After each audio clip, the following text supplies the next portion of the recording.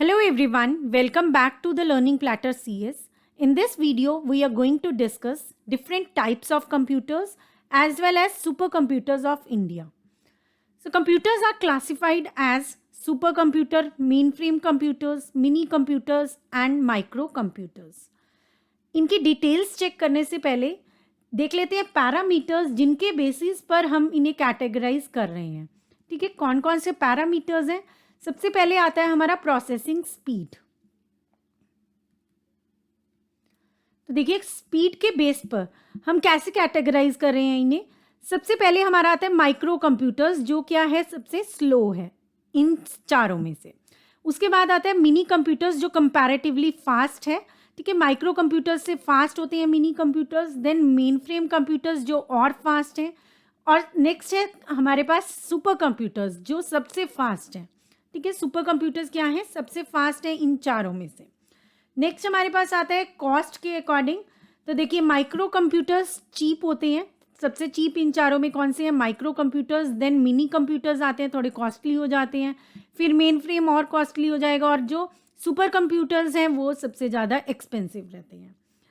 Then हमारे पास आ जाता है कॉम्प्लेक्सिटी के हिसाब से. ठीक है, कौन कितना सिंपल है, कौन कितना कॉम्प्लेक्स है. तो देखिए माइक्रो कंप्यूटर्स जो हैं वो सबसे सिंपल रहेंगे. देन मिनी कंप्यूटर्स आ जाएंगे, वो थोड़ा सा कॉम्प्लेक्स होंगे. मेन फ्रेम उससे कॉम्प्लेक्स हो जाएगा, और सुपर कंप्यूटर्स जो हैं वो सबसे ज़्यादा कॉम्प्लेक्स हो जाएंगे. ठीक है, तो हायरार्की अगर हम इसमें देख रहे हैं तो हमारे इस तरह से क्या हो रहा है, कॉस्ट भी और स्पीड भी, और साथ के साथ जो कॉम्प्लेक्सिटी है वो क्या होती चली जा रही है, बढ़ती चली जा रही है. और लास्ट में हमारे पास आ जाता है साइज़. तो जो माइक्रो कंप्यूटर्स हैं ये आपके सबसे स्मॉल होते हैं. उसके बाद साइज़ हमारा बढ़ता चला जाएगा. इसी तरह से मिनी कंप्यूटर्स थोड़े से और लार्ज हो जाएंगे साइज़ में. मेन कंप्यूटर फ्रेम कंप्यूटर्स उससे बड़े हो जाएंगे, और सब सुपर कंप्यूटर्स सबसे ज़्यादा लार्ज होते हैं साइज़ में. ठीक है, तो हम ये जर्नली पढ़ते आते हैं स्कूल्स में, कॉलेजेस में, ये सभी क्लासिफिकेशन पढ़ते हैं. इवन देन हमें पूरी तरह से ये चीज़ें क्लियर नहीं हो पाती हैं. तो आज हम इनके सारे फीचर्स और कौन कौन से कंप्यूटर्स हैं जो इनकी इस कैटेगरी में आते हैं, क्या इनकी एप्लीकेशंस हैं, क्या इनके एग्जांपल्स हैं, वो सब हम देखेंगे, जिनसे हमें ये जो भी 4 टाइप्स हैं कंप्यूटर्स की अच्छे से क्लियर हो जाएंगी. उसके बाद हम देखते हैं सुपर कंप्यूटर्स जो इंडिया में एग्जिस्ट करते हैं. सबसे पहले है माइक्रो कंप्यूटर्स. तो देखिए जो पीसी आप घर में यूज़ कर रहे हैं या ऑफिसेज में यूज़ कर रहे हैं, laptops, Netbooks, tablets, PDA, smartphones, ये सभी क्या हैं, माइक्रो कंप्यूटर्स हैं. ठीक है, ये सभी क्या हैं, माइक्रो कंप्यूटर्स हैं.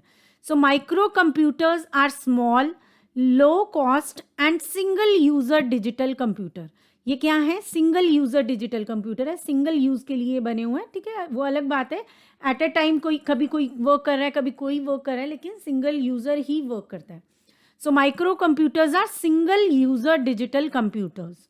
दे consist of CPU, input unit, output unit, storage unit and the software. ये सब चीज़ें इंक्लूडेड होती हैं इनमें. Although microcomputers are stand alone machines. Stand alone machines कौन सी होती हैं, स्टैंड अलोन मशीन्स वो मशीन्स होती हैं जो अपना फंक्शन, जो भी इनका काम है वो अपने आप से अकेले कर सकती हैं. मतलब स्टैंड अलोन, अकेले वो जो भी उनका फंक्शन है, जो भी उनकी वर्किंग है वो अकेले कर सकती हैं, और किसी मशीन की साथ में ज़रूरत नहीं है. ठीक है, although microcomputers are standalone machines, they can be connected together to create a network of computers that can serve more than one user. तो ये सब जो हमारे डिवाइसेस हैं ये क्या हैं, माइक्रो कंप्यूटर्स हैं, और ये क्या हैं, स्टैंड अलोन मशीन्स हैं. ठीक है, ये अपना काम अपने आप कर पा रहे हैं. इवन देन हम क्या करते हैं, इंटरनेट यूज़ करते हैं. ठीक है, जनरली सभी सिस्टम्स के साथ आजकल हम डिवाइसेस के साथ क्या कर रहे हैं, इंटरनेट यूज़ कर रहे हैं, ताकि हम और भी पर्पसेस सॉल्व कर पाएँ. ठीक है, आपका अगर पर्पस है कुछ डाउनलोड करना, हो सकता है किसी और का पर्पस है कोई इन्फॉर्मेशन आपसे लेना, तो आप क्या कर रहे हैं, अपलोड भी कर रहे हैं साथ के साथ कोई फाइल्स. तो वहाँ पे क्या हो रहा है, आपके साथ साथ किसी और यूज़र के पर्पस भी सर्व हो रहा है, मतलब उसका पर्पस भी सॉल्व हो रहा है. ठीक है ना, तो वो चीज़ हो जाती है कि हम इसे नेट के साथ भी कनेक्ट कर रहे हैं, जबकि ये स्टैंड अलोन मशीन्स हैं, अपना काम कर पा रही हैं, लेकिन और कामों के लिए इन्हें हम नेटवर्क के साथ भी कनेक्ट कर रहे हैं. So IBM PC based on Pentium microprocessor and Apple Macintosh are some examples of microcomputers. ये कुछ examples हैं microcomputers के. IBM based PC जो जिसमें Pentium microprocessor है, और Apple Macintosh, ये examples हैं आपके microcomputers के. Next we have minicomputers. तो देखिए मिनी कंप्यूटर्स माइक्रो कंप्यूटर्स के कंपैरेटिवली क्या हैं, लार्ज हैं। ठीक है, मिनी कंप्यूटर्स देखिए इनमें हमारे पास हैंड हेल्ड डिवाइसेस भी हैं, साथ के साथ पीसी लैपटॉप्स भी हैं, स्मॉल है उनका साइज़। और यहाँ पे अगर हम देखें तो स्मॉल साइज़ जो है वो कंपैरेटिवली क्या हो गया, लार्ज हो गया। बाकी फीचर्स भी देख लेते हैं। Minicomputers are digital computers generally used in multi user systems. Microcomputers हमने देखा था सिंगल यूजर डिजिटल कंप्यूटर है, लेकिन मिनी यूज कंप्यूटर्स जो हैं वो कंप्यूटर्स हैं जो जनरली यूज़ किए जाते हैं मल्टी यूजर सिस्टम्स में। ठीक है, जहाँ पे कुछ यूजर्स जो हैं, एक से ज़्यादा यूजर्स, ठीक है ना, क्या रेंज रहेगी उसकी देखते हैं आगे। तो लेकिन एक से ज़्यादा यूजर्स होते हैं जो एक बार में एक्सेस कर पा रहे हैं इस सिस्टम को। दे have high processing speed. Comparatively speed क्या रहती है, माइक्रो कंप्यूटर से कंपेयर करें तो हाई रहती है। स्टोरेज कैपेसिटी भी क्या रहती है, हाई रहती है। Mini computers can support 4 to 200 users simultaneously. तो ये सपोर्ट करते हैं 4 से लेकर 200 यूजर्स एक बार में। ठीक है, एक बार में इतने यूजर्स एक्सेस कर सकते हैं। The users can access the minicomputer through their PCs और टर्मिनल्स। तो जो यूजर्स हैं वो मिनी कंप्यूटर्स को एक्सेस करेंगे अपने पीसी से या टर्मिनल से। They are used for real time applications in industries, research centres etcetera. तो जो ये मिनी कंप्यूटर्स हैं इनकी एप्लीकेशंस क्या है, ऐसा नहीं है कि हम इन्हें होम्स में या स्मॉल ऑफिसेज में यूज़ करते हैं, नहीं, इन्हें हम यूज़ करें इंडस्ट्रीज़ में या रिसर्च सेंटर्स में, ये इसकी एप्लीकेशंस रहती हैं। ठीक है, जो माइक्रो कंप्यूटर्स हैं ये हम जनरली होम्स में या स्मॉल ऑफिसेज में यूज़ करते हैं। PDP-11, IBM 8000 series are some of the widely used minicomputers. तो ये एग्जांपल्स रहेंगे मिनी कंप्यूटर्स के, PDP-11, IBM 8000 series. Next we have mainframe computers. तो देखिए इसका साइज और लार्ज हो गया है। So mainframe computers are multi user, multi programming and high performance computers. तो ये भी मल्टी यूजर रहेंगे, मल्टी प्रोग्रामिंग रहेंगे, साथ के साथ हाई परफॉर्मेंस कंप्यूटर्स हैं ये। They operate at a very high speed. ये बहुत ज़्यादा हाई स्पीड पे वर्क कर रहे हैं, ठीक है ना, बहुत ज़्यादा हाई स्पीड रहती है इनकी, और स्टोरेज कैपेसिटी भी ज़्यादा रहेगी, और ये हैंडल कर सकते हैं एक बार में बहुत से यूजर्स को। ठीक है, वर्कलोड हैंडल कर लेते हैं ये बहुत से यूजर्स का। So mainframe computers are large and powerful systems generally used in central databases. तो ये जो है मेन फ्रेम कंप्यूटर्स ये लार्ज होती हैं एज वेल एज पावरफुल होती हैं, और कहाँ यूज़ किए जाते हैं, जहाँ पे सेंट्रलाइज्ड डेटाबेस होता है। ठीक है, तो सेंट्रलाइज्ड डेटाबेसेस क्या होते हैं, जहाँ पर जो भी आपका डेटाबेस है, जो भी रिकॉर्ड्स हैं, वो कहाँ पे स्टोर है, सिंगल लोकेशन पर। ठीक है, सिंगल सिस्टम के ऊपर स्टोर है, और बाकी सिस्टम्स जो नेटवर्किंग के थ्रू वहाँ से उससे कनेक्टेड है वो उस इंफॉर्मेशन को क्या कर रहे हैं, यूज़ कर रहे हैं। ठीक है, तो अगर सेंट्रलाइज्ड डेटाबेस है तो वहाँ पे किस तरह का कंप्यूटर यूज़ होता है, मेन फ्रेम कंप्यूटर यूज़ होता है।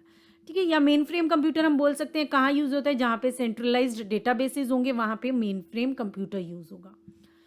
सो यूज़र किस तरह से एक्सेस करते हैं, अभी इंफॉर्मेशन है वहाँ पे, अभी यूज़र्स किस तरह से एक्सेस करेंगे मेन फ्रेम कंप्यूटर पर जो इंफॉर्मेशन है वो देख लेते हैं। सो user axes the main frame computer via terminal. वो कैसे यूज़ करें, via terminal that may be a dumb terminal और एन इंटेलिजेंट टर्मिनल। तो देख लेते हैं डम्ब टर्मिनल और इंटेलिजेंट टर्मिनल में क्या डिफरेंस होता है। तो देखिए डम्ब जैसा कि नाम से पता चल रहा है, इट कैनॉट स्टोर डेटा और do processing of its own. ना तो ये डेटा को स्टोर कर सकता है और ना ही कोई प्रोसेसिंग कर सकता है अपने आप से। ये सिर्फ क्या करता है, इसके पास क्या है, इनपुट और आउटपुट डिवाइस है सिर्फ। इंटेलिजेंट टर्मिनल कौन से होते हैं, जिनमें इनपुट है, आउटपुट है, और साथ के साथ वो प्रोसेसिंग कर सकते हैं, इसीलिए इन्हें क्या बोला जा रहा है, intelligent. But cannot store data of its own, लेकिन अपना डेटा स्टोर नहीं कर सकते हैं। वो डेटा जो स्टोर होगा वो कहाँ होगा, सिर्फ एक सिस्टम पर होगा, मेन फ्रेम जो मेन कंप्यूटर है वहीं पे होगा, क्योंकि सेंट्रलाइज्ड डेटाबेस है। ठीक है, सेंट्रलाइज्ड डेटाबेस मतलब सिंगल ही लोकेशन पर क्या हो रहा है, डेटा स्टोर हो रहा है, और बाकी टर्मिनल्स पे डेटा इट मीन स्टोर नहीं होगा। The dumb and the intelligent terminal use the processing power and storage facility of the mainframe computer. तो ये दोनों जो टर्मिनल्स हैं, dumb as well as intelligent, ये क्या करेंगे, यूज़ करेंगे processing power and storage facility किसकी, मेन फ्रेम कंप्यूटर की। Mainframe computers are used in organisations like banks और companies where many people require frequent access to the same data. तो mainframe computers कहाँ use किए जाते हैं, क्या इसकी एप्लीकेशन है, कहाँ पे होंगे? उन ऑर्गेनाइजेशंस में जहाँ, जैसे कि बैंक या कंपनीज, जहाँ पे एक ही डेटा को बार बार यूज़ करना है, ठीक है, एक ही डेटा को बार बार फ्रिक्वेंटली यूज़ कर रहे हैं यूजर्स।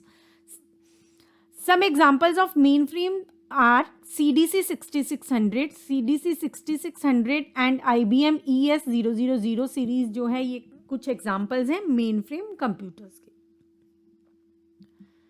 नेक्स्ट आ जाता है सुपर कंप्यूटर्स। तो देखिए ये है सुपर कंप्यूटर्स का view. Supercomputers are the fastest and the most expensive machines. Supercomputer सबसे फास्ट होते हैं और सबसे ज़्यादा एक्सपेंसिव होते हैं।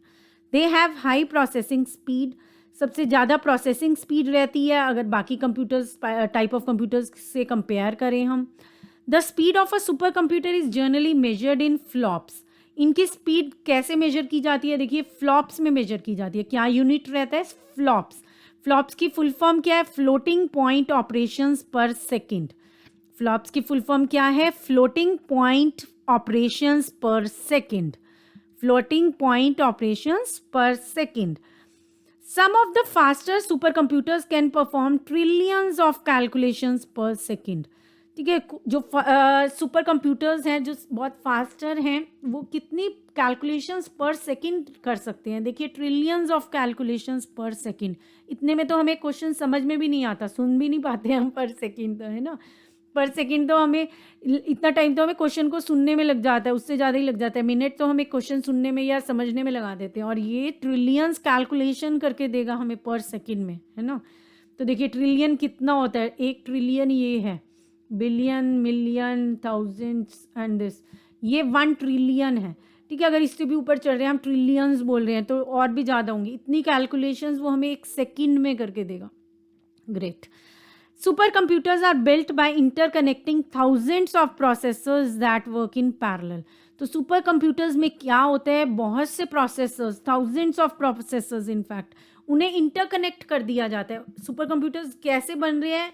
थाउजेंड्स ऑफ प्रोसेसर्स को इंटरकनेक्ट कर दिया जाता है जो पैरेलली वर्क कर रहे हैं, ठीक है, जो इकट्ठा वर्क कर पा रहे हैं। इसीलिए जो इनकी प्रोसेसिंग स्पीड है इतनी ज़्यादा हाई हो जाती है। Supercomputers are used for highly calculation intensive tasks such as weather forecasting, climate research, molecular research, biological research, nuclear research, aircraft design। तो ये सब एप्लीकेशंस रहती हैं सुपर कंप्यूटर्स की, ठीक है। इन सभी एरियाज में क्या यूज़ हो रहे हैं? सुपर कंप्यूटर्स यूज़ हो रहे हैं। Some examples of supercomputers are IBM Roadrunner, IBM Blue Gene and Intel Skyred। ये कुछ एग्जाम्पल्स हैं सुपर कंप्यूटर्स के। परम is a series of super computer assembled in India by CDAC इन पुणे। तो परम एक सीरीज है सुपर कंप्यूटर्स की जो इंडिया में असेंबल की गई है। किसने की है? कौन सी ऑर्गेनाइजेशन ने? CDAC ने। CDAC की फुल फॉर्म क्या रहेगी आपके पास? Centre for development of advanced computing.